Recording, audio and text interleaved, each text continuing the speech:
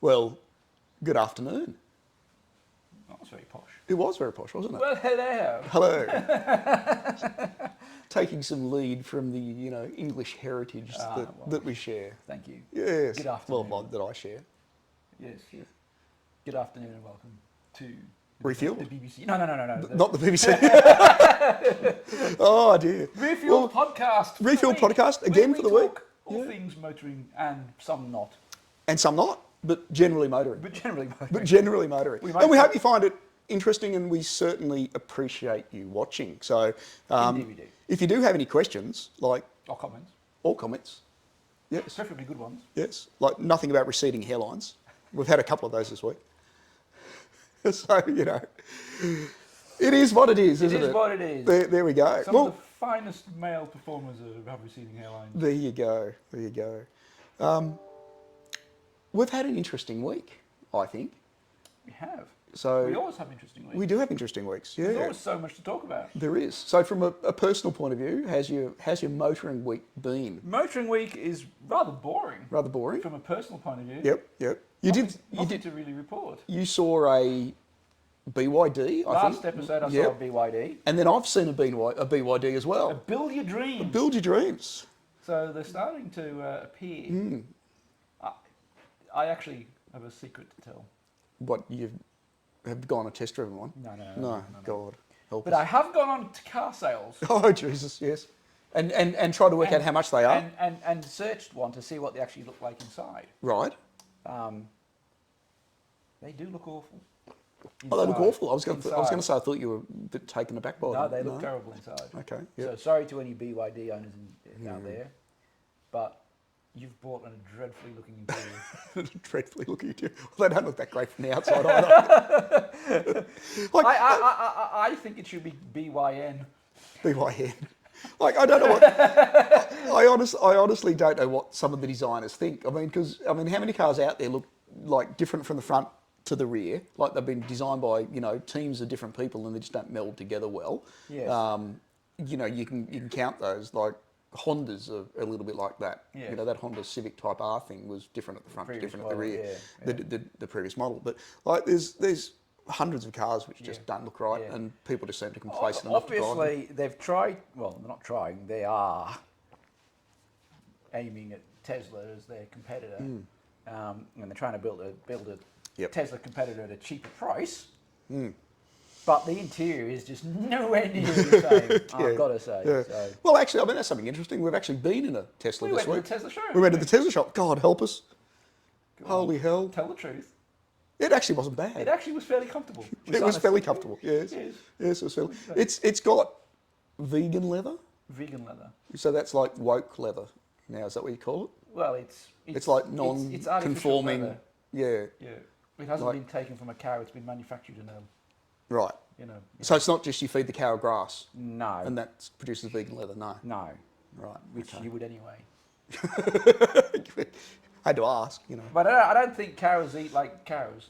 The cows don't eat other cows. No. Okay. No. In which case they wouldn't be a vegan cow. No, there wouldn't be vegan cows anyway, and you wouldn't have vegan leather. See, problem solved. But anyway, I saw a Tesla on the road this week. I've seen one or two. I was very scared actually. Personalised plates on a Tesla, T3L S44. Now, seriously, you drive an electric vehicle, you think you could spell? Well, maybe Tesla wasn't available. Yeah, I don't know. So, speaking of not available, we've got to talk about Clarkson this week. Is that where we're starting? I think we should start with Clarkson. Yeah. Because we can finish with maybe a little bit of Formula One. So are we talking about Clarkson or a certain show that he does? A little bit of both. Okay. A little bit of both. Okay, let's go. So I've watched the entire series on Amazon. And we're talking about the farm. And we're talking about the farm. Not Grand Tour. Yep. So you might think nothing to do with cars, but We'll get there. We'll get there. We'll make it everything to do about cars. So I think, we've already said, the bloke's hilarious. Yes. And from a... we are a fan. We are a fan. Yes. And the more he insults people, the more of a fan he gets. The more of a fan he gets. And he becomes, yes. And I think, 99.5% of the world actually think the same way. Yes. Yes, he says some average things from time to time, but he's as funny as hell. And I think twice as smart. And what he produces is really, really interesting. It is, yeah. It's interesting. It's funny. It's thought provoking. It shines a light on farming. It does a myriad of things. Yeah, and look, I think he's done really well. And you know, from an Australian perspective, you just sort of you watch it, and I'm sure like everybody else does, you shake your head at like the British establishment, and he's been part of that all his life by being part of the BBC. Obviously, trying to he's the anti. Rub up and irritate the establishment, because he's done very, very well at that. And I think that's been half the game. And like he's still at it, you know, with episodes obviously with his cows and with the local restaurant, the local council, and you know, like just you know, you can just see that how somebody like that who steps out into the world and just irritates the hell out of everybody. Yep. Is not going to win many friends, especially in the local town. No. Yet he has, you know, thousands of people turn up to buy free T-shirts. Yep. You know, like you know, like yes, and he sponsors the local team, and he gets on well with the local farmers, and he does that. But he's just completely pissed off the local council and a few of those people there. Yes, the NIMBYs, as we call it, not in my backyard. Yep. But clearly, it became personal at the end there. Oh, absolutely. No matter what the actual benefit to Oxfordshire County Council, the local, you know, area, etc., became irrelevant. It was all about we're just going to ram it up. We're just going to refuse anything that he does. Yeah, that's right. And not only refuse, like we'll just ram it up you as far as you can possibly take it, you know, until you sell up and go. And I think they'd be very, very happy if he does. Like, and I very much doubt whether he's going to. No, I think he'll just stay there just to piss him off. That's right. Yes, I would. Yeah, and that's Clarkson. But the show, like, and why are we talking about Clarkson? Because you know he's Jeremy Clarkson, and he's as funny as hell, and we love watching him. But there's actually 3 stars to the show, isn't there? Well, there's several stars, but there's one standout, I reckon. There's definitely a standout. There's a standout star in the show. And it probably gets as much airtime as what all the others do. This star has been on, I think, every episode. Yep, I think you're right. I think I saw every episode. Yes. It has come to the rescue. Mm-hmm. It has been a beacon of reliability. Yes. It has never once argued with anybody. No, that's right. It's always done as it's told. Yep. Yes. A little bit envious in colour. Yes. Yes. Yes. British wrecking green. Maybe. Exactly. Yes. Yes. It's not Jeremy Clarkson. No, it's not Clarkson. And it's not Caleb. No. Yes. And it's not even Gerald, who I think is very funny. Gerald is hilarious. It is, of course, the Overfinch Range Rover. The Range Rover. Yes. I was a little bit disappointed though. No shotgun rack in the back. Like I think maybe only half disappointed because I'd probably take the whiskey rack in the back. Not America. Yeah, okay. He is not driving an F-150 in America. But he's got foxes over there. He is an English gentleman driving a Range Rover, and one has a selection of beverages to choose from. Yep. One of which puts you in the right frame of mind before driving. Or dealing with council.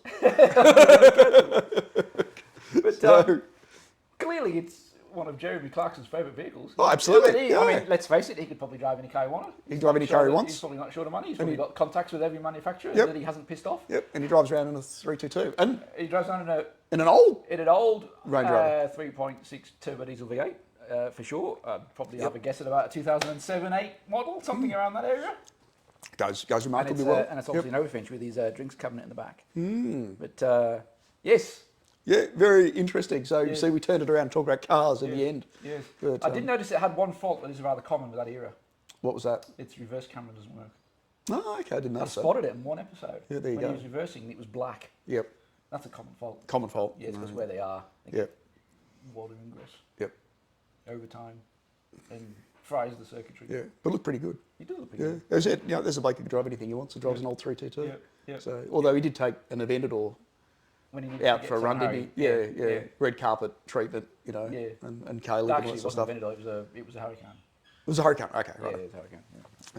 Yeah. There you go. Yeah. So interesting sort of week, I guess, from that point of view, because it sort of comes out. All the episodes come out at once. You can binge watch the whole thing, you know. And look, it was enjoyable. Yes. I thought he does a great job. Yes. So I'm rather looking forward to the, season 3. Season 3 of that, and obviously, you know, the next car-related episode that he does. Here's a question for you. I propose that this last season of The Farm, and probably both seasons, but particularly the last season, because I really, really enjoyed that, is one, better than the Grand Tour. Yes. More enjoyable to watch than the Grand Tour. And two, and this is very controversial. So on the first point, yes, I actually think I'll agree with you, because I think the Grand Tour will be, you know, there's not many new things they can do. No. So it's going to be a rehash of, It's just, you know, something that they've done before. They've been doing it for, it's you know, 20, just, 30 it's years. obviously just the specials. Yeah. It's difficult to compare against, I guess if you looked at the first couple of seasons of Top Gear remake, effectively is what it was. Yeah. Some of the specials that the Grand Tour have done recently have been good, but not outstanding. Would be my and it's new content, Would be like, my, you know, and with new characters. But you know. here's my Your question number. Yep. It's more of a question. Than more of a question. Okay. But it is quite controversial because I'm leaning one way. You okay? Clarkson has almost has almost more of a better viewing relationship with Caleb and the crew than Hammond and May. I think you could be right. Yeah. They almost make a better team. A better team to watch as the viewer. Yeah. And that's maybe because Clarkson is so useless at farming, and he messes everything up. Yeah. Whereas obviously the Grand Tour, of course, they've got Hammond and May, where they take the useless out on, where of course this was the complete role reversal. Where he's been where plunked into Clarkson's something the where useless. he's not normally you wouldn't associate him with. But it's like a fish out of water sort of thing. It's interesting that it's all entirely scripted. Obviously, you know, obviously there's hundreds of people involved in, you know, in making that, and you know, I think they take something, they run with it. Yeah. You know, like the cows getting out over and over and over again. You know, I think they take it and they run with it. They make it funny. Yeah. You know, and away they go. But I just kept coming back to saying he is very clever. He is. And Clarkson will keep resurfacing. He's very clever. No matter what. But I think it's almost. I think it's almost with Hamster and May. Yep. You got used to the three together, obviously, and you almost knew what was coming. Yeah. With They sort of each had their role, didn't they? Yeah, they did, and character. Yeah. Whereas they've got a new team here, Caleb and you know, etc. Where he's been plonked in as, like I said, the fish out of water. He's no idea what he's doing, and each character has their role to play. And whether it's Caleb bollocking Jeremy, Gerald, you haven't got a clue what he's saying. You know, is a security bloke. He's an advisor bloke. I can't remember his name. You know, that submits all the council plans. You know, and all the rest of them. They actually make a really enjoyable team to watch because they're all so different and have their own roles. And I actually think Jeremy he appears as though he almost enjoys doing that more than the Grand Tour now. Yeah, I think he probably does. You know, I think he really, really enjoys doing it. Yeah. What's going to be interesting is, you know, obviously given what's happened and given Amazon have cancelled it, and you know we're only at the end of season 2. Season 3 is coming. Just while I remember as well, it is the most popular program now on Amazon by a mile. Oh, there you go. Yeah. And you think, well, obviously season 3 is coming, and that'll be popular as hell as well. Yeah. You know, you're going to wonder whether it's not picked up somewhere else. You're also going to wonder whether he continues to farm. After Amazon, like, because you know the whole British farming industry is running at $0. But I mean the fact that Amazon it's the most popular show on Amazon by a mile. Would Amazon want to lose that audience? Yeah. You know how many people would subscribe to Amazon just for the farm? It's got to be a lot. It's got to be a lot. And how many people would leave if they left? It's got to be a lot. Yeah. You know. Yeah, that's it. So at the end of the day. Yep. At the end of the day, they can scream at the top of the lungs all about wokeism and political correctness and all the like, but ultimately they're a business that got shelves, please. Yep. And numbers, put bums on seats, all that sort of stuff. At the end of the day, that's all. And you know, obviously, you open Clarkson's cafe, and people turn up, spend money. Why wouldn't you keep doing it? So please, Jeremy, continue with the farm. Yes, continue with the farm. Funny as hell. Continue with your Range Rover. Maybe get another Lamborghini tractor. What's wrong with his? What's wrong with the current one? Well, it's not powerful enough. That's not powerful enough. No. Oh, okay. I want a more powerful one. Oh, okay, right. Yeah. That's all right. we'll just use the Range Rover. Tow his farming equipment with the Range Rover. Now that would make an episode, wouldn't it? Tow your farming equipment with your Range Rover. Yes. So there you go. While enjoying a beverage at the back. Yes, yes. I read something really interesting this week, and this could only happen in America, surely. Okay, and I don't know whether you know. Obviously, American viewers will know, but here in Australia, like, you know, it doesn't get as much news. In the Cowboy News? Not in the Cowboy News, no, but it was in one of the other town newspapers that I read. So, did you know that emergency service vehicles, say your fire engine, can change traffic lights as they drive around town? No, that's probably a simple way of explaining it. Like, so what happens is there's a traffic light, like an emergency detection system that can be implemented by emergency vehicles. And say fire trucks are the perfect ones because you want your fire truck there as quick as possible. And if it gets green light after green light, obviously you can get it there. So, and when you actually watch it in action, it's actually remarkable. So, you know, they've got cameras in the fire truck, and they turn it on, and it is telling the next traffic lights, and the ones obviously where they're going, turn green. And it will stop all other traffics. So in other words, even if they've got to turn left, it will stop everybody to let that fire truck through and give it a green light. So they clear lanes, and it's a smart system that operates. Now, obviously, it doesn't happen everywhere. Because it doesn't happen here. It doesn't happen here, no. And it doesn't happen in every town in America. Well, actually, I lie. Mm-hmm. It does happen here. It does? I've got one. It operates in reverse. Yes. Every single set of traffic lights I come to, it turns red. Without fail. No matter where I am, what time of the day. Every set. Yep. Oh, look, it's him, red. I've got a tip for you. Like, reverse the black and the red wire. See what happens. Yeah, there you go. So, anyway, like, they don't happen everywhere. So, you don't think in every single town, because the town has to pay for it. Right, so they actually have to pay and install the system. Right. Like, and then I think the fire department have to pay themselves to have the system installed in their fire trucks. Right. So it's not free. Like, you think, well, you know, government put it in every fire truck, you know, and be fantastic, but they don't. No, we don't do that. So it operates like that. So anyway, microphone. What do you think somebody that might think about that system might do? Well, they might clone it. You might clone it, yes. You might hack the system, yes. I want one of those in my car. Yes. So a bloke's actually obviously released the fact that he's actually been able to hack the system and drive along and make all the traffic lights turn to green, like the emergency system. Fantastic. Yes. But whilst I personally wouldn't be telling people that I'd done that. No. I'd keep that to myself. I'd keep that to myself. What he's actually done is he's gone and told the fire stations and said, I can actually sell you the system which turns it for half the price of what, you know, the people actually put on as the iron system they're selling it for. So, you know, that's up there for making money, you know. Ingenious. You can't knock the entrepreneurial spirit, I guess. Yeah, that's it. Yeah. But I'll just try and hack the system so that I've got green lights everywhere. So, absolutely brilliant. I love it. So, but anyway. That's very funny. I thought that was rather wouldn't interesting. We all want one of those systems? Yep. We're going to talk Ford news, because we always talk a little bit of Ford news. I'm going to gloss over the fact that there have been several complaints about the new Ford Raptor R dropping its oil on people's driveways. So I'm not going to talk about that. No, we won't talk about that, because all Fords are remarkably reliable. The most reliable. That's it. Yep. And I'm not going to talk about the EV Ram. That's not a Ford. That's because it's not a Ford. Okay, and they've all sold out.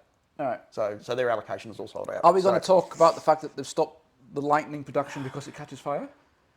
Like a Tesla? No, we won't talk about that either. Doesn't catch fire. That's reserved solely for the... Just the wheels fall off and things like that. Yeah. Steering wheel. No, we want to talk about Ford F150s in Australia, because Ford F150s are coming. Ford have put grandiose billboards up to promote the fact that the F150 is coming.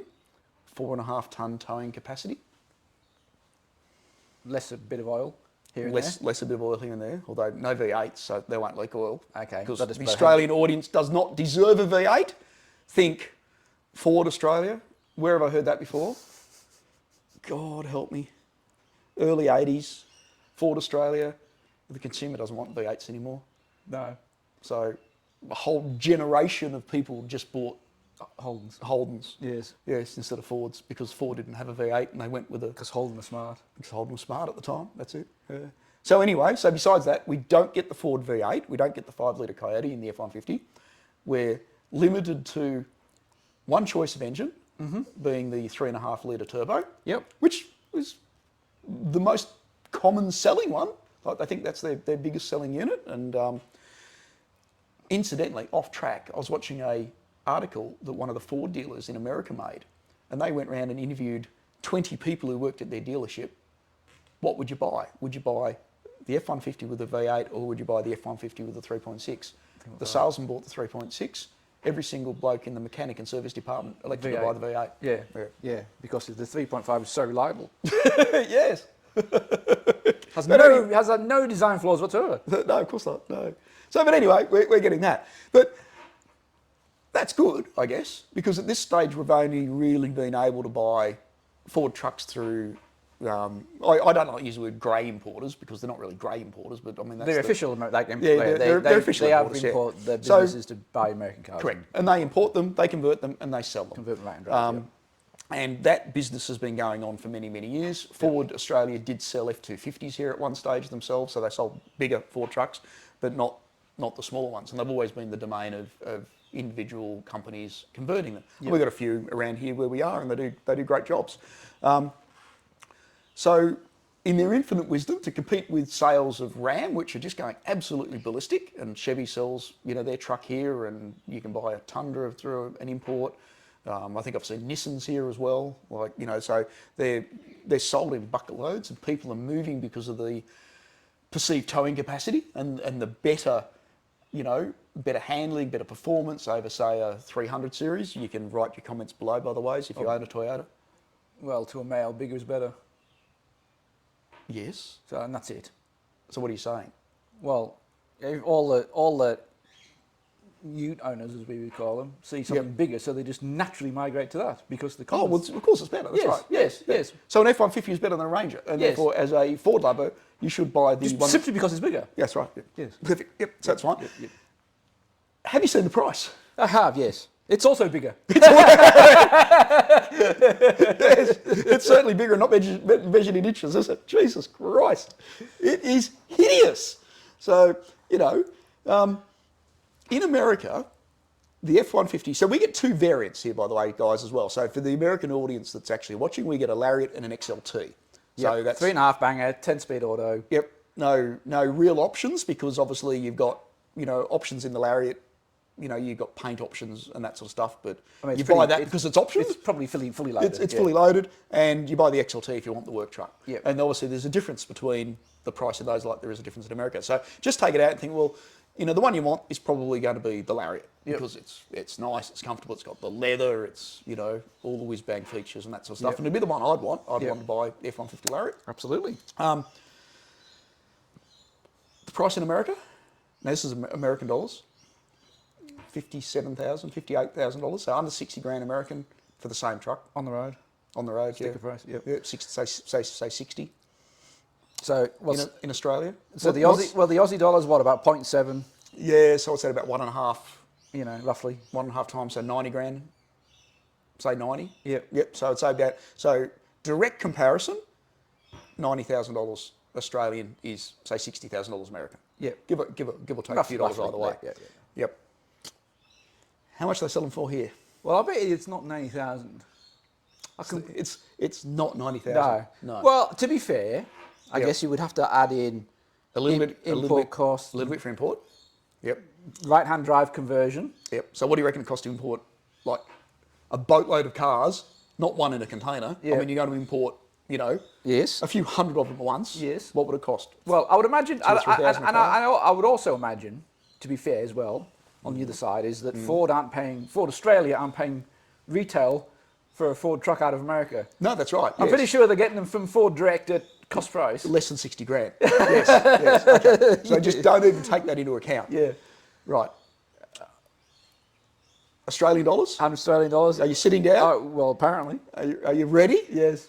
How does $158,000 sound? Yes. Like 160 grand. Might as well round it up.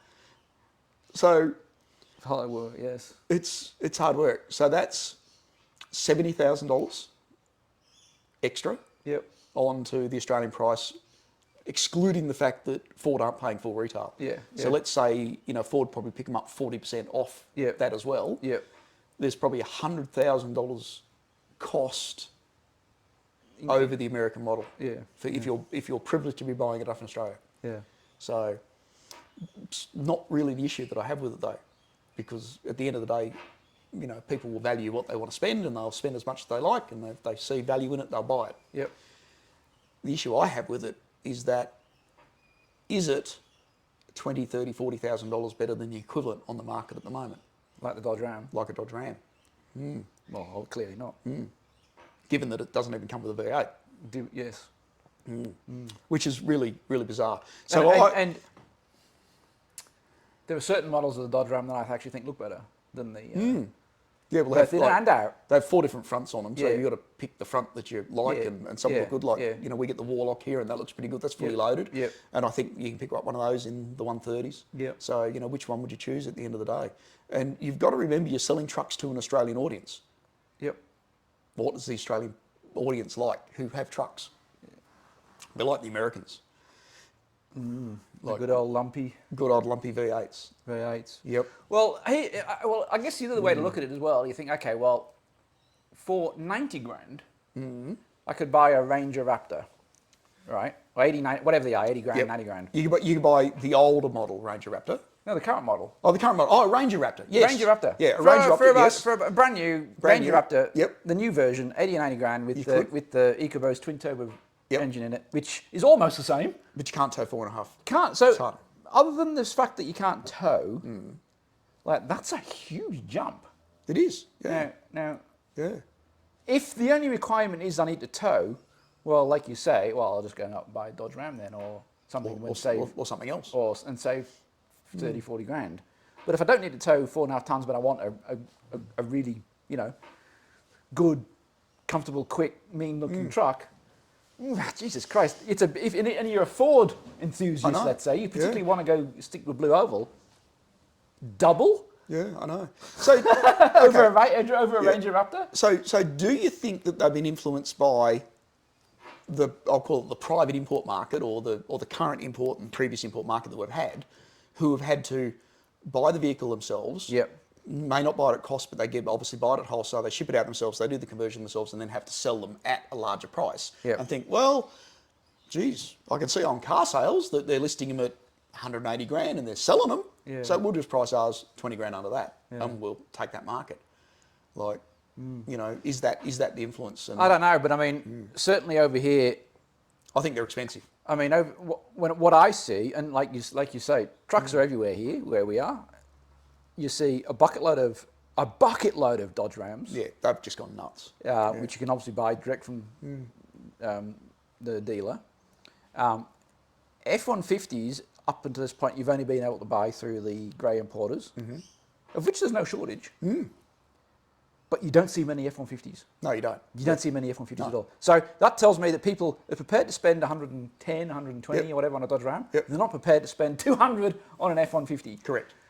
Are they going to be prepared to pay 160 for a 150? Yeah, that's it. This is I doubt it. Yeah, and this is the Mustang versus Camaro argument in reverse. It is. It's exactly that. It is, yeah. So, because Mustangs are produced in right-hand drive, Yep. they come here and they sell them at, 70, 80 grand here, Yep. and then the Camaro was 120, 130, God knows what after that. Yeah. And essentially, it's a very similar car. Yes. It falls into the same Yes. marketplace, Yep. and it's the complete Reverse. reverse. Yeah. However, Rams still have to be converted. They buy those left-hand drive, they import them, and they convert them. And they're 30 to 40 grand cheaper. Yep. So I think that Ford are actually going to price themselves out of market. Yep. I think they're going to test the market. I think they'll sell some. They'll sell some. Yeah, but I don't think they'll sell as many as what they Yeah. could have if they priced them Yeah. appropriately. And if you say to me, is this just gouging, gone mad? Well, it's either, I think it's one of two things. It's either gouging gone mad, like you say, or, and I wouldn't bet against this, it's Ford not having a clue what they're doing again. Yeah, maybe. What you got to remember is the consumer, they see an F150 for sale in a dealer, Yep. they just assume, well, I'm buying it from Ford.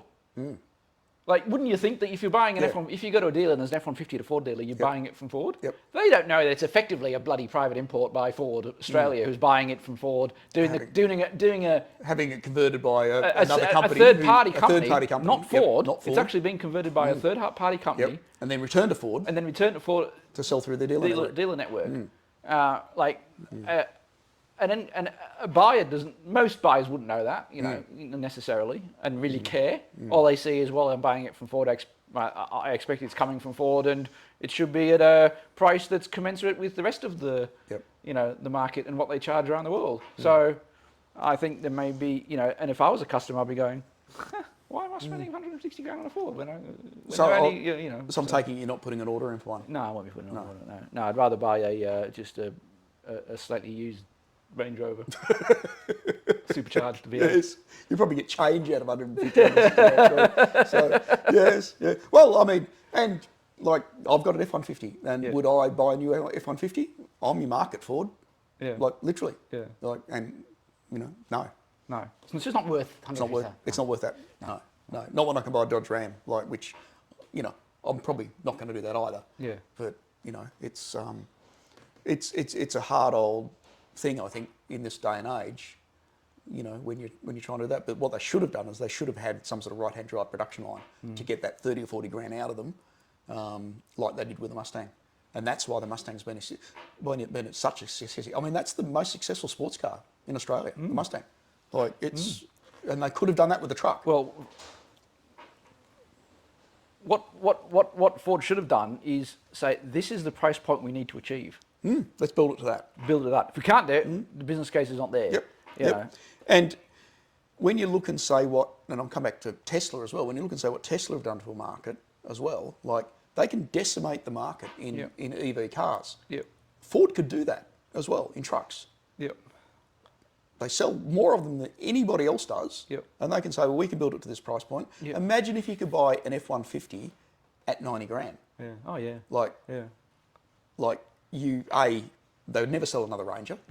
But you also wouldn't be selling Chevys, Rams, like Nissans or whatever. Everybody would be driving F-150s at that price point. Yeah. So obviously there's a balance that they do, and they'd have horrendous marketing, teams working out what it is. Yeah. But I think they've missed. I think they've missed everything. So, and really, what I think they've missed is the fact that they're only offering one engine choice.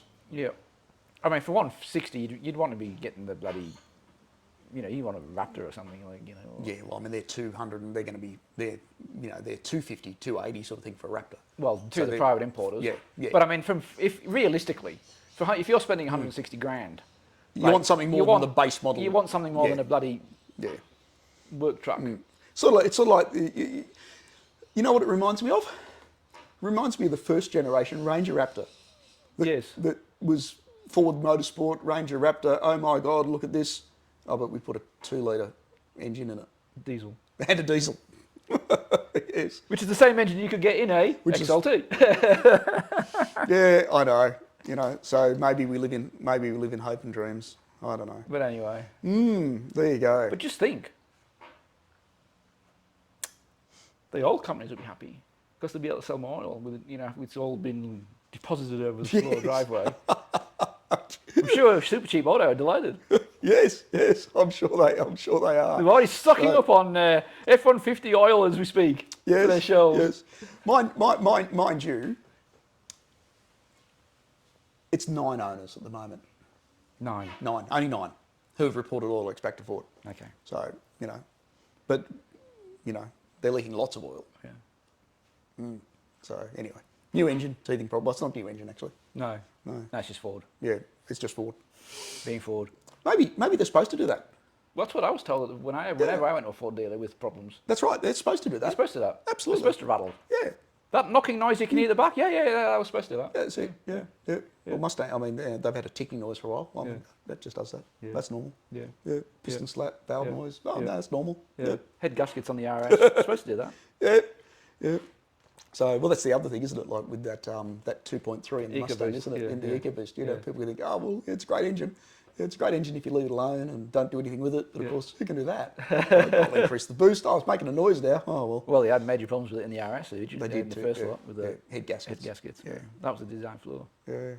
Anyway, I don't know whether we've got anything else apart from Formula One because it's been such a huge week in Formula One. It's probably worth finishing off on Formula One, but spending a little bit of time on it, I suppose, It because is. we are on the eve of the opening race. For Bahrain, isn't it? This weekend, we've had all the testing. Yep. And I guess we've had drivers stand up and talk. We've had we set out our predictions, if you remember, a few weeks ago now before testing. Yes. We said who we thought would win. Yes. We said we'd revisit that after testing, but before the start of the season. We did. Yes.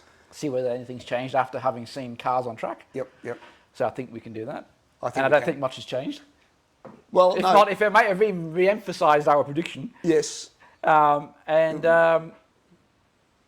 we can talk about what we think of testing, who we think is going to win, who we think is not going to win, who we think is going to struggle, and what surprises and so forth. Yeah, well, what I think is really, really interesting is, and what's apparent to me is how far Max, I think, is ahead of everybody else at the moment. And I think we both said we'd predict a Max win this year. We predicted Max would win the championship a few weeks ago before testing, and that hasn't changed. That hasn't changed, no. Max Verstappen is, without a doubt, unless something hideously changes between now and the end of the season, going to win this year's World Championship. So my question is, how far ahead do you think he's going to be of second place? Do you reckon he's going to be 30 seconds, win by 30 seconds? Probably. Yeah. Yeah, probably. That's what it's looking like. Probably. And I would say you could, and this is my guess, and I hope I'm wrong, but my guess is we're going to effectively watch last year again. Yeah, all over again. Yeah. Pretty much the same. Yep. You're going to have Max ahead. Yep. You're going to have a bit of a stoush between Leclerc and Checo. Yep. I think Red Bull is going to be better than Ferrari, but Red Bull are going to focus on Max, and Checo is going to suffer as a result. So he's going to struggle to finish second. And I think Ferrari are going to plough all their resources in Leclerc to try and get him up there. So I think there's going to be a bit of a stoush there. Sainz will follow closely behind that.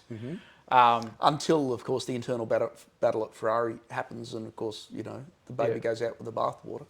Possibly. Yep. The question mark is obviously Mercedes. Where are they?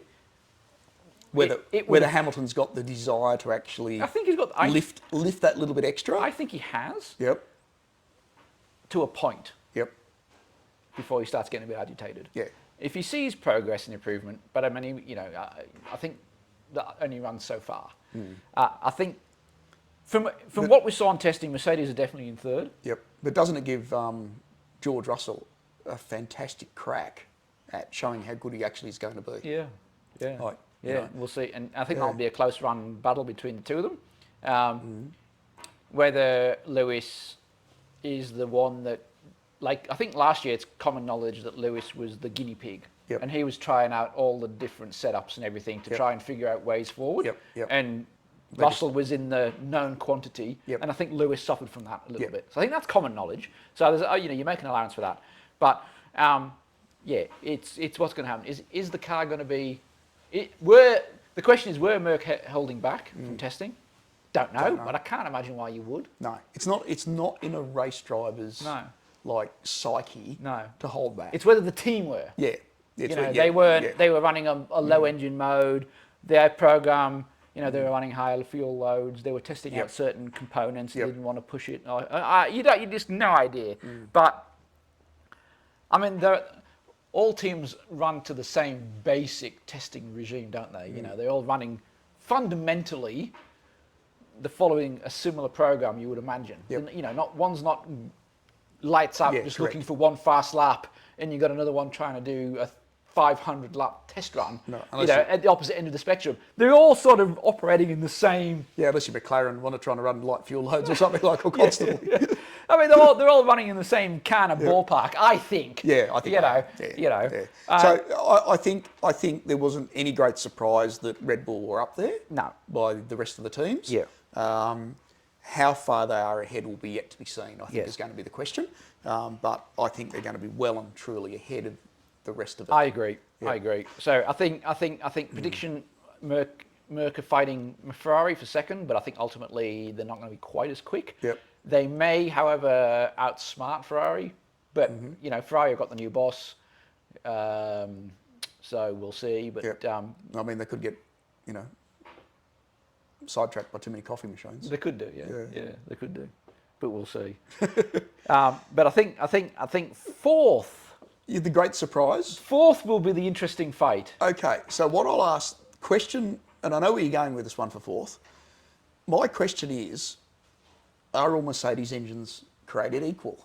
Apparently so. Yes.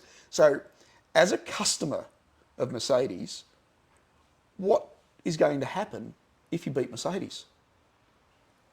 Well, that's not going to happen. You don't think it's going to happen? No. Neither, and they'll turn them down. No, I just don't think that's going to happen. Right. Okay. But I don't know. I mean, we don't know the commercial arrangements between Mercedes and Aston Martin. I'm assuming you're talking about. Absolutely.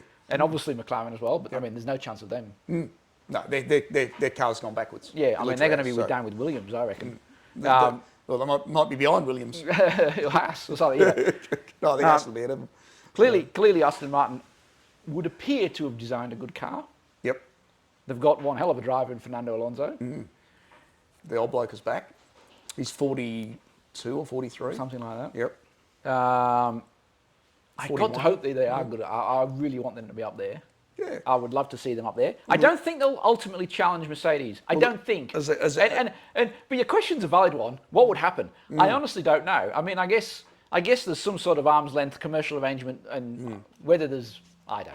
I mean, I don't know. Well, as far as I'm aware, they're all supposed to have the same engine. Yeah. Like, so that the customer engine is supposed to be the same as the Mercedes engine. They're all supposed to be identical. Yeah. So that should take out horsepower, You would hope so. barring individual little things. So it comes down to how good's the car. I think the biggest improvements in car is all suspension related. Yeah. Like it's all how well that car handles and how well it gets around a corner, how it puts the power down, Yep. you know, how it behaves. It's not necessarily how much power it actually has. Yeah. Yes. We've already said in the last episode how good Alonso. Alonso looks. Yeah. He's on the money. Yeah. Huge campaign for his 33rd win going on. So very, very big. Yeah. They're pushing it. Yeah. I think we'll see him win a couple of races this year. Oh, well, that would be good. Yeah. I mean, for that to happen, I think there's got to be a mishap with Red Bull. Well, so it's either got to be unreliable Max or Touching. a weather-related event. You know, correct. Yep. Or rain mid-race, and it all gets bit of touchy-feely around the first corner. touchy-feely around the first corner. So you're going to get a little bit of that. Like you might have a mistimed pit stop or something like that. Yeah. But Alonso, he's consistent. Well, he's a sly old racing dog, isn't he? You know what I mean? Yes. He's like the last of the last of that genre of racing drivers. You know what I mean? Where So maybe consistent is the right word. Sly old dog. Yes, I think he's a little bit weathered in age, like not from a cosmetic point of view, but from a mental understanding point of view. Yeah. Like he knows all the tricks. Yes. And you look at them and I was watching the driver briefing, for Bahrain, and like it just looks like they're all freaking teenagers driving cars. Like, he is an intelligent racer. He can read a race like probably no one else on the grid.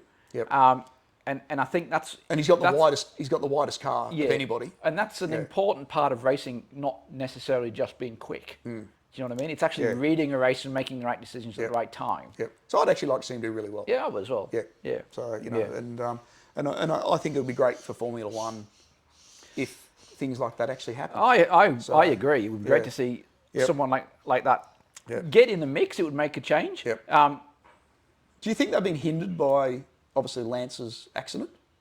Well, and not available for testing at Bahrain as well?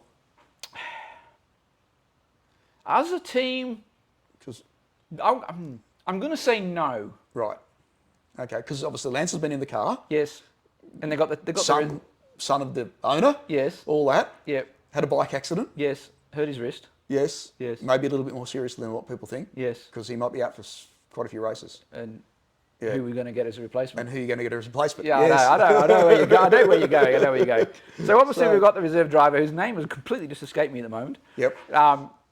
Did the testing. I think they were relying on Alonso anyway. I reckon even if Lance was in the car, it's important that Alonso is in the car. Yeah. Let's be honest. Yeah. I'm not saying that Lance is not a good driver, or is or isn't. I'm not passing comment on that. But clearly, Alonso is the man you want in the car. Yep. And anything else you get is a bonus. Wouldn't it shake it up though if you had Seb as his teammate for a few races? Has to come back because old Lance can't race for a few races. Yep. What would you do as Aston Martin? I mean, apparently there's been a phone call. Right. made. Okay. Yep. I understand there's been a discussion. Yes. Okay. But out of that, who knows? Yep. Would Seb want to come back? Is he able to come back? What sort of physical condition is he in? You know, he might have been eating pizzas and takeaways for, I mean, I doubt it, but you never know. I mean, he might weigh... You can complain to the receding hairline below, Seb. He might be weighing 90 kilos and, yes, I mean, I doubt not it. fit the car. So, I mean, it would be awesome. I mean, it's not going to happen in the first race because I think that's fixed. I think that's set that reserve bloke is in. Right. So what do you reckon, Bahrain? Max out front. Max out front. Second. Second, I'm going to go with Checo. Yep. And third. Leclerc. Yeah. Fourth. Hamilton. Fifth, Sainz. Sixth, Russell. Yep. We'll wait and see. No. No, I'm going to change my mind. First, Verstappen. Second, Checo. Third, Leclerc. Mm-hmm. Fourth, Hamilton. Fifth, Alonso. Mm-hmm. Sixth, Russell. Sainz is Sainz will not finish. Right. Jeez, it's a big list this is. Yeah. Got to remember it's the first race of the season as well. So I remember we used to go to we used to have the Australian F1 race as the first race of the season. We did, yeah. And I used to go to that, and we'd sit there in the stands, and we wouldn't bet who'd win. Who'd finish? Or who'd finish. The bet that we would have with each other is how many cars were going to finish the first race of the season. And like we'd be single digits. We'd be like... Oh, back in the day. We'd be 6. Yeah, I know. We'd have 6 cars finish. Like, and you wouldn't think, I mean, what, they got 26 cars? Well, now, I mean, look at testing. Yeah. I think there was one reliability issue, maybe 2. And that was it. They were so reliable now. Yeah, but back in the day, like 6 cars finished the first race. So we'd bet on how many cars would finish, not who would win, like, because you had no idea. Yeah. So, but it was staggering. We can't, last major talk about, we had Formula One, we talked at length about McLaren. Yes, we did. And about their lack of enthusiasm about the current season. Yep. If we put it politely. We've had testing. Yes, and I'd say their enthusiasm is waned. Even further. We know it's your favourite team. Yes, it's my favourite team. It's your favourite team. Yes, unfortunately. I'd say a certain Australian. Well, you can either follow a driver, which some people do, or you follow a team. Yes. And I've never been one of these, prancing horse people. Although if Senna had actually driven Ferrari at some stage, he did test and sat, with. Well, I used to like Ferrari when Gerhard Berger drove for them. Yeah, they were fine, but and Michael Schumacher, obviously. I was never going to. I mean, I was a huge Michael Schumacher fan. Yeah, yeah. So I was never going to become a closet Ferrari fan, and I was a bit of a Senna fan. So this is where maybe I should follow Tolman, but back in the day. But I mean, I think I can still remember Senna racing Tolmans. Yeah, right. Like God, how old am I? Very. Yes. What was I saying? I would suggest that a certain Australian is wiping a huge sigh of relief that he's left. Yep. And probably a certain Australian's gone, what am I doing here? Yep. So, okay, who has got the best job in Formula One for 2023? Daniel Ricciardo. Has got the best job in Formula One, I reckon, for 2023. I reckon he has as well. So you pick up $22 million from McLaren for not driving, and you pick up another couple of $1 million from Red Bull for not driving. And basically going on a few talk shows and having a few parties and, doing some wheelies, doing some burnouts. I said, I think we're talking about him taking, Ford CEO, Jim around for a few hot laps, driving his Raptor, I hope the bloody engines were sealed for oil oil seals were checked. Yeah, he's got an older one, so he'd be fine. Yeah. But yeah, who's got to have the best gig in Formula One? Like, it has to be Dad, doesn't it? Like, he would be having an absolute ball. But how did he see the writing on the wall coming? Like, you know, did he actually think, well, you know, I've got to get out now, because if I don't get out now, I've got no chance going forward. Well, I'll tell you what, who's got... You know, because if I do a season and finish last, like, I'm gone. I'm definitely gone. Yeah. And I think if McLaren have a bad... Well, look, McLaren are going to have a bad year, it's fairly obvious. I think that maybe people will then start to look at Daniel's season and last year and go, I wonder how much of that was the car and not Dan. Yeah. Whereas, like you said, another year, you know. But I would say the most pissed off driver on the grid now has got to be Lando. Yeah. You look at Oscar Pistori, you know, the new Australian in there. Yeah. I think he was F2 champion. All that. Yeah. Like, you know, people chased him. Previous team sad to see him go. McLaren's done fairly well picking him up. Yeah. I think he's going to have a ball. Yeah. Because he's driving Formula One. He's driving Formula One. Yeah, first season. He's going to have an absolute ball, no matter where he finishes. But Lando now is in that state of his point of his career where, I know, if he's going to win a world championship, which he's capable of doing because he's a great driver. He's one of the fastest drivers on the grid. Yeah, absolutely. I believe. Well, I said, like, you know, back then, like, I picked Max and then Lando, didn't I? Yeah, so it was, that's right. It was 1 and 2. Yeah. So, yeah. So, how wrong am I? But now he's, I don't know how many seasons into his career. He's like, what, season 6? Yeah. Something like that. He's at point now where if he doesn't make a move, Yep. he will never win a world championship. They run into, like, it's interesting. Like, it'd be interesting to look at how many great drivers would have won a championship if they were in the right team at the right time. Yeah. And I saw some press actually, like negative press on Hamilton recently, you know, about obviously, you know, he's not as great as, say, Senna. You know, I don't recognise, you know, that he's been as good, even though he's won as many championships and races, all that sort of stuff, because of the car that he's in and the time that he's in it. You know, and you think, and you look back, you know, you go back into the cars back into the 90s and you think, well, you know, different teams won, different drivers won, you know, all the time. How much is driver, how much is car? I think there was in the past more driver-related performance and the car was maybe a little bit less. But if you had a great car, like good car, great, you know, great driver or good car, you know, all that, you're going to win no matter what. So, but a good driver can pick up, you know, a second-rate car, if you know what I mean, and bring it up a little bit. You've only got to look. What I love is wet races. You look at the wet races and you see who comes to the front and see who performs really well. Yeah. You know, when it sort of equalises the car a little bit. And look, I think everything's fairly automatic these days. I mean, the cars are, you know, the cars are machines with a lot less driver input, I think, than what they used to be. So, you know, they may be difficult to drive, but you know, it's certainly interesting, that debate about who is the best driver based on comparisons to one of the past, and it always will be. Yeah, I mean, it's impossible. It's an impossible argument. I mean, everyone's got it. Ultimately, it's an opinion, isn't it? Because you can never, you're never going to be able to definitively say that he was the best driver. Yep. You know, Lewis, Michael, Ayrton, and changes. Fangio, whoever. I mean, you can go through all the areas. Is one better than the other? It's impossible to say. That's it. You know, and put Lewis in a 1950s Mercedes. He may be useless. He may not be able to drive it at all. That's right. You know, it's so different. But put Ayrton Senna in a 2023 Red Bull. Yep. He might be back of the grid. You don't know. Can't drive it. Yeah, don't have a word. I mean, all you can do is look at the driver from the era against their peers in the machinery that they've grown up with. Correct. Yeah. You know, and you've got to create equal to equal, so it's really hard to compare. You know. I was actually listening, because you brought up Ayrton Senna, and Ayrton Senna, like, you know, love him, brilliant, so all that.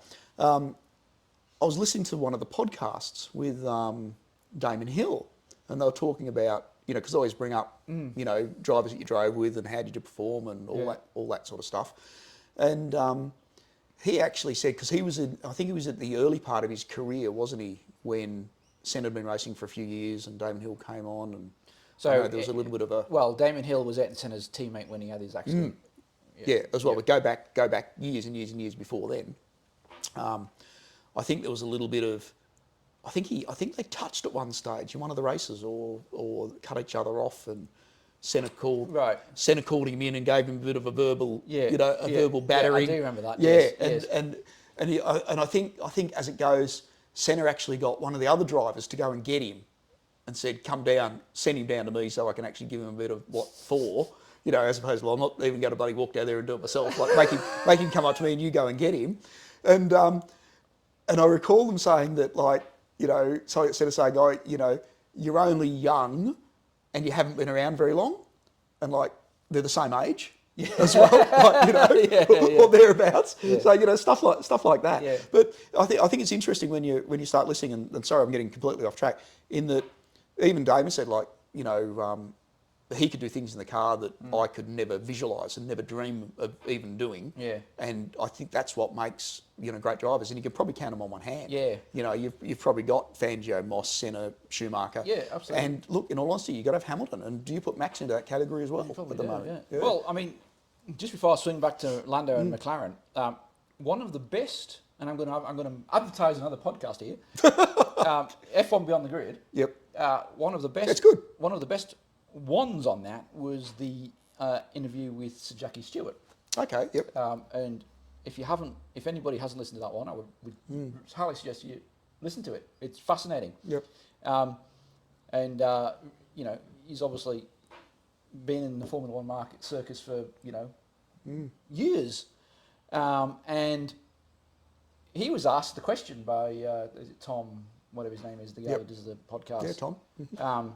Who the best driver was, and he had a discussion about Senna and similar things to what you said and how he rates him, etc. And he concluded by saying, however, he's not the fastest driver. He's not the best driver, in my opinion. That's Alan Prost. Yeah.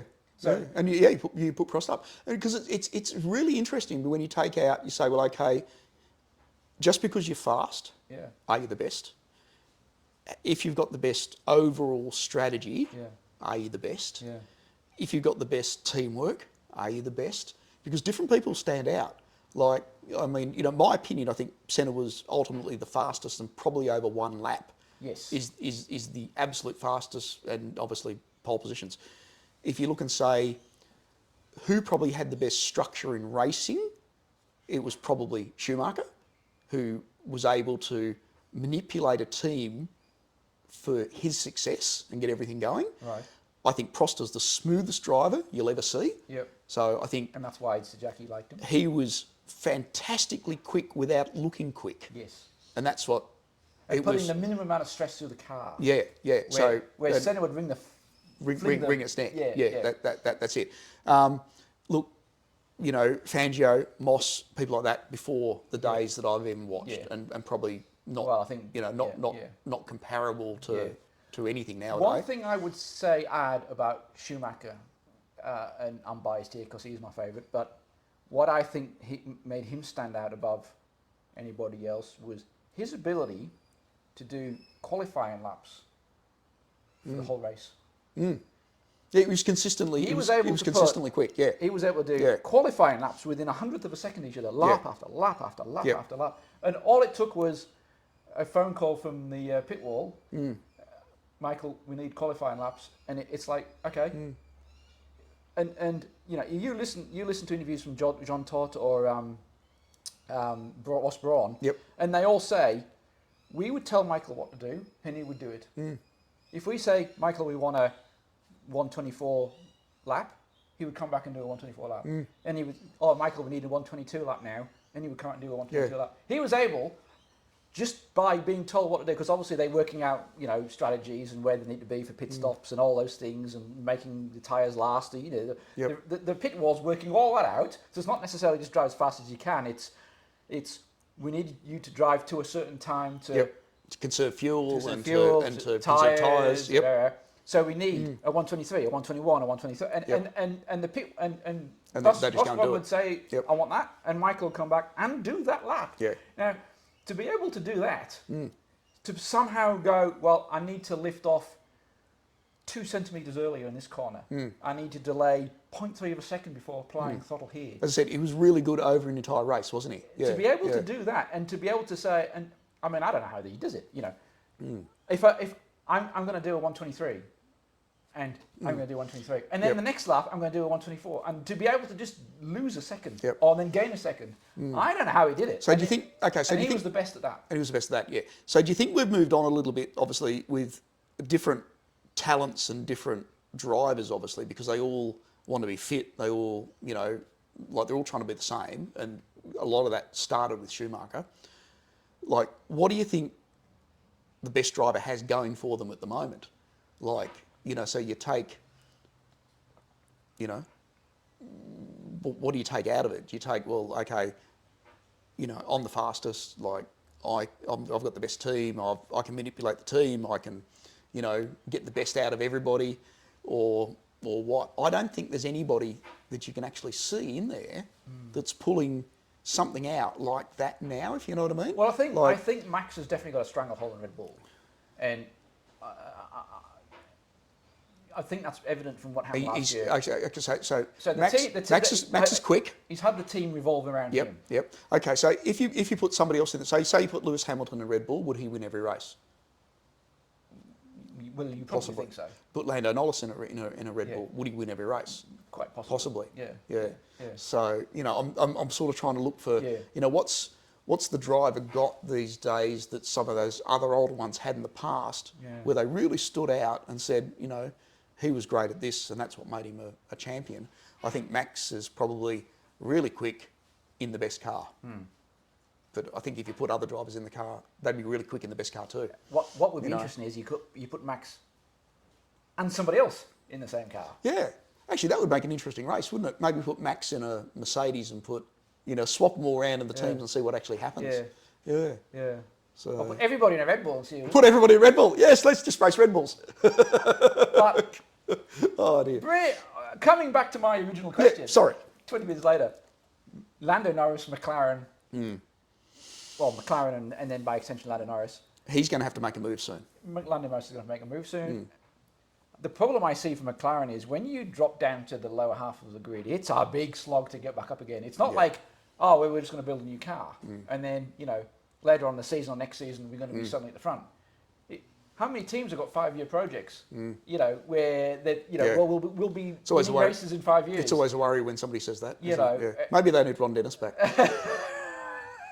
Just saying. Maybe. I mean, what does it tell you? McLaren are probably 5 years away again from winning a race. So what does that do to the value of your company? Like, so put another 5 years onto McLaren, and if they don't improve, and have lost their biggest attraction in Dan, and lost the biggest celebrity, lost their biggest star. Let's say. What's the value of McLaren as an entity at that stage? We should go buy a race team 5 years time. But that's a plan, a 5-year plan. We're not New Zealanders, though, are we? What could possibly go wrong? I don't know. But Lando needs to do something, and the problem is, where would he go? I mean, you would think Mercedes would be the obvious. You know, Lewis retires whenever that may be, but I mean, he could race for another 5 years easily if he wants to. Should he so desire, I'm sure Mercedes would have him for another 5 years. Absolutely, but he'd be a fool staying there for 5 years. Sorry? He'd be a fool staying there for 5 years. Yes. So what would Lando do then? I mean, God, is he going to be happy to race around the back for another 5 years? No, he's going to make a move. So Red Bull are not going to. Shuffles. It won't be Red Bull. Yeah. No. Ferrari. Maybe. Yeah. I mean, I guess at some point there'll be a seat at Aston Martin. I mean, Fernando's getting on. I mean, is that a? You wonder whether Andretti have got 2 seats full. Yeah. If they get there. Yeah. So we'll wait and see what happens, I guess. Lando, I feel sorry for Lando. I don't know. He's sort of stuck. Yeah. I think he's probably the best driver in a not a. Yeah. So okay. Out of the rubbish cars, if you know what I mean. Yeah. So what would hold him there potentially? Obviously, car designer coming on board that may not be working for McLaren, that may come back to McLaren. Like, do you bring an Adrian Newey back somehow? I don't know. Never get in a million years. What about a Honda engine deal? Is there something there that might hold him? I don't know. No, I don't know either. So, I mean, but Honda going back to McLaren again after the fiasco of whenever it was. I don't know. 6, 7 years ago. We'll wait and see, I guess. Bahrain this weekend. Bahrain this weekend. We'll watch it. Can't wait. V8 supercars are coming up with their first race down the road as well. Yes, their testing has gone ahead. Yep. So we'll talk about that maybe next week. Camaro looks good. Camaro looks good. Yes, we said that. We've said that before. God damn it. Anyway, yeah, I know. It's shocking, isn't it? It's shocking. Yeah, I know. I think it looks better than the Mustang. Yeah. I don't know. I rather like the Monster Mustang. The Monster The Energy Monster one. one's Yeah. The Shell one looks a bit boring. Yeah, well, they're down the road too, aren't they? Yeah. Yeah, very good. I guess, so Max to win this weekend? Max to win this weekend. Yep, and Clarkson's Range Rover to be the best tractor in the world. Absolutely. Absolutely. There we go. Absolutely. And I think we've solved the world's motoring journalism crisis this week, have we? I think we have. Yeah. Yep. I'm sure we'll be in all the headlines. Yeah, that's right. Yeah, again, World news with our banterings. and our predictions Yep. and our wisdom. Have I told you what I've booked for driving in America? Like, you know, because you've got to have a hire car, don't you, in America? Cash guy. No, not a cash guy. Can you even get those? Quash. Qashqai. I don't know. Just to finish off, I guess, before we, move on. Well, I mean, obviously it's not going to be a Ford F150. I mean, No, it would probably never not. be. No, you No, wouldn't. no, Why would you go? Yeah, just, Why would you hire one of them That's when it. you already have one? that's right. Yes. So you drive the same thing. I just want to know what it's like driving on the left-hand side. I mean, I do that now with the Mustang, but like in America on the left-hand side with the. Maybe you can experience oil dumpages. Yeah, maybe. Yes. Yes. Although it is a high car, so I imagine it's got some miles on it. It was either that or like Dodge or something. Or a So car. You could have had a Mustang. I could have had a Mustang. Yeah. You did that when you were there. I did. I don't want to be the same. I want to be different. So you're not the first person who shook their head. Like I was talking to another mate of ours. I said, I guess what I've hired. And he goes, no, what? I said, F150. He goes, what are you hiring one of those for? You got one. The same answer. I don't know. You are a very strange man. Yes. So does that mean if you drove a Toyota Corolla, you'd hire a Toyota Corolla? I don't know. Well, I mean, people who have got Toyota Corollas just you should be hiring everything. Very good. So I guess on that note, we've solved the world's crisis for Formula One this weekend. Yep. We know F-150s are overpriced and Unreliable. And catch fire. Yep. And I'm driving on America. Yes. So have a great week. Look forward to reviewing the F1. And yes, next week predictions. F1 as well. More predictions. Thank you. Yes. Cheers, guys. See We'll see you soon. Bye. Thanks for joining us. Ciao.